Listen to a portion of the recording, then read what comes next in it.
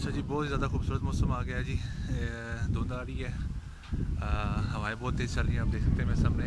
और इतना प्यारा मौसम है, शायद शायद अभी बारिश शुरू हो जाए। तो मैं तो कहता हूँ हो जाए, आपको ज़रा इतना खूबसूरत सा मौसम दिखाऊँ। तो इसका आगे का हिस्सा भी आपको मैं दिखाता हूँ, लेकिन उससे पहले आप ज़रा इस तरफ का व्यू देख लें। चलें फिर आगे आपको दिखाता हूँ।